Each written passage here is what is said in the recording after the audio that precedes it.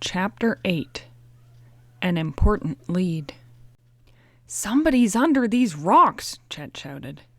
He rushed forward, his hands pulling at the vines which blanketed several boulders. "General Smith, look! Look what's here!" By the time the officer arrived at the boy's side, Chet had uncovered an old wooden door, fitted into the face of a big rock.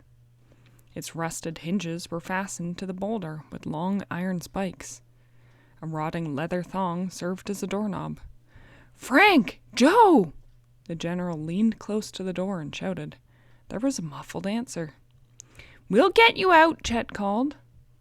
He took hold of the leather thong, which broke at his pull. "We'll have to pry the door open," he said. "Let me get a hold of it," General Smith offered. The husky man picked up a sharp stone and banged out an old knot in the wood, making room for two of his fingers. With a mighty grunt, he pulled on the door. It creaked, and then suddenly yawned open. A whiff of stagnant air, smelling of rotted wood and sour earth, burst forth. Chet and the general peered inside the dark hole. The sound of stifled voices came from the rear of the cave. The general pulled out the flashlight and clicked it on. The glow fell on two figures, lying on the dank ground. They were tied and gagged. "Frank!" Chet shouted. "Joe!" Quickly, he and the officer removed the gags from the boy's mouth and unfastened their bindings. "Oh," Joe said, rising and stretching his cramped legs. "We thought you'd never find us." Frank rubbed his arms briskly to restore the circulation. "Gosh, are we glad to see you." "What happened?" General Smith asked, as soon as he was assured that the Hardys had not been injured. "While Joe and I were waiting for Chet to get a picture of the deer," Frank said, "3 men jumped us. We were gagged and blindfolded. They must have followed us from Centerville." "Who were they?" Chet asked. "I couldn't tell," Joe replied. "They wore masks. But listen to this. One of them was called Junior." "Probably very young," General Smith cried out. "Could be one of the men who tried to kidnap me from your house." "I'm sure this was the same person," Frank said. "And I didn't see a thing happen," Chet moaned. "Go on with your story," urged the officer. "This must be reported. Kidnapping is a federal offense." "They marched us through the woods," Joe explained. "Since our hands were tied, we couldn't drop anything to leave a trail for you to find." "So you did the next best thing," remarked the general. "You made marks with your feet." Joe smiled. "That was Frank's idea. Every once in a while he'd drag one of his feet as if he were stumbling." "Good head work," the general said admiringly. "It's lucky Chet decided to look on the other side of the brook. That's where he found the shoe." Joe explained that the lace had been broken as he stumbled along, and the shoe had just fallen off. "A break for you," General Smith exclaimed. "Your shoe led us to this place. Here, put it on." As Joe tied the lace, Chet asked, "What kind of place is this? It feels like a tomb." "It's an old smokehouse," Frank replied. "I guess it hasn't been used for years." He shuddered. "Let's get out in the sun so we can dry out."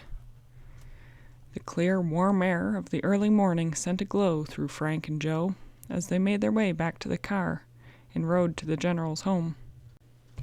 There, the front door was opened by a middle-aged man, beaming broadly.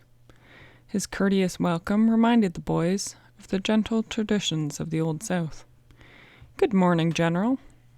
"Right on the job, Claude. I knew I could depend on you." After introducing his 3 guests, the general ordered breakfast. This they gave the boys time for a couple of phone calls. Frank got in touch with the local police chief and told him about the kidnapping, and asked if there was any criminal known locally as Junior. The chief searched his files and reported that to his knowledge there was not. He added that he would send out a bulletin on the kidnappers. Next, Frank called Bayport. A few seconds later, Aunt Gertrude answered.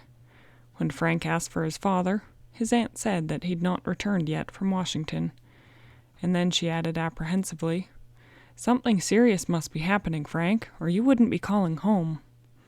"You're right," he admitted. "We've run into a character named Junior. I thought Dad could check his files for a criminal by that name." "Junior?" The detective's sister grasped the importance at once. "One of the men who tried to break into our house. He's chasing you down south?" "He was, Auntie. Now we're chasing him." "Well, look out for him. He's a wolf in sheep's clothing. I'll tell your father about Junior. You're running up a big telephone bill. Goodbye."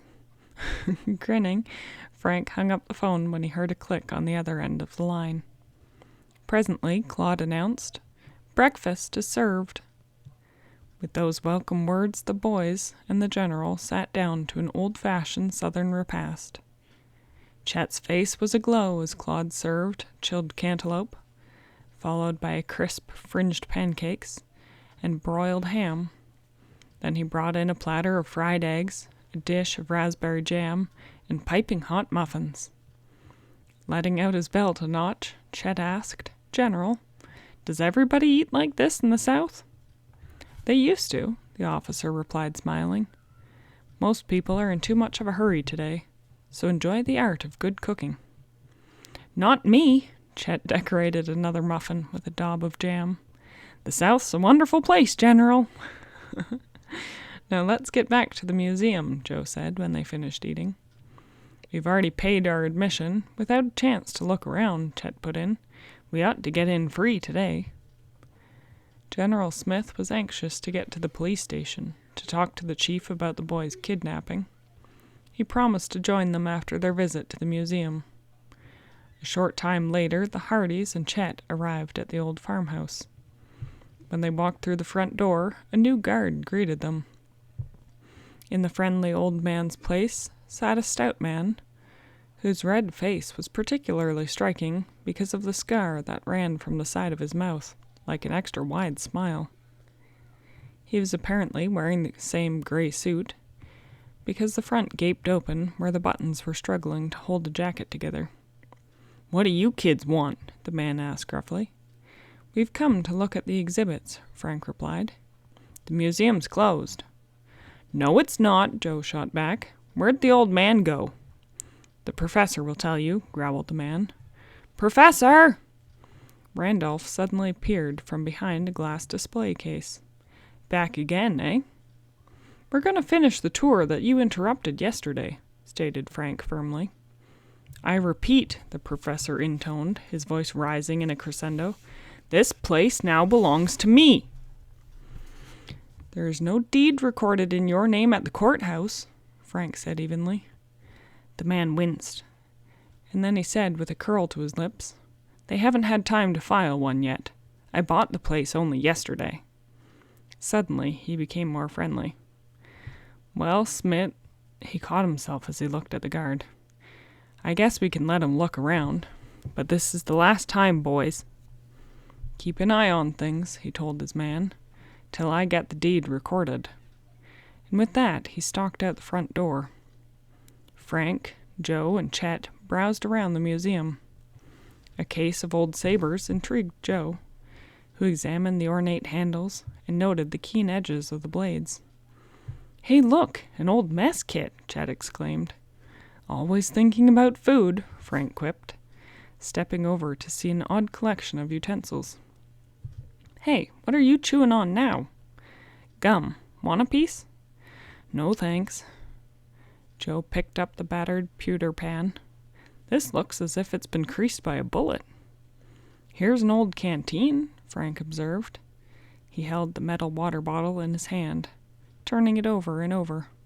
Its cloth covering had long since rotted off, but the 2 rings remained where a strap had once held it over a trooper's shoulder. Frank unscrewed the top and peered inside.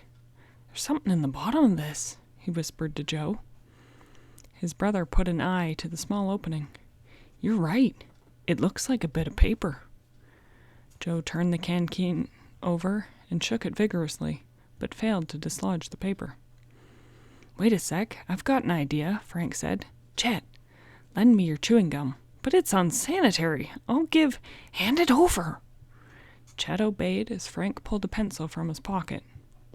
He pressed the sticky gum to the end of the yellow stick, inserted it in the canteen, and made contact with the paper, and out it came. "You're a genius, Frank," Chet said admiringly. Just then the museum guard leaned back in his creaking chair. Frank caught the movement out of the corner of his eye. "He's trying to watch us," the boy warned. "Let's go over to the other side of the room." Frank put the old canteen down where he'd found it and walked to the front of the fireplace, with Joe and Chet following. And then very carefully, Frank opened the paper. As the boys waited intently, Frank's eyes almost popped. "Listen to this." In guarded tones, he read aloud the short message. "Dying. Can't make it back. Got General Smith's bandolier. May be war secret. Hid it in Pleasanton's bridge when the chase got hot. Bing." Joe gave a low whistle. This must have been written by Charles Bingham, the spy suspected of stealing the bandolier. Frank quickly folded the note. "Let's go find that bridge." End of chapter 8.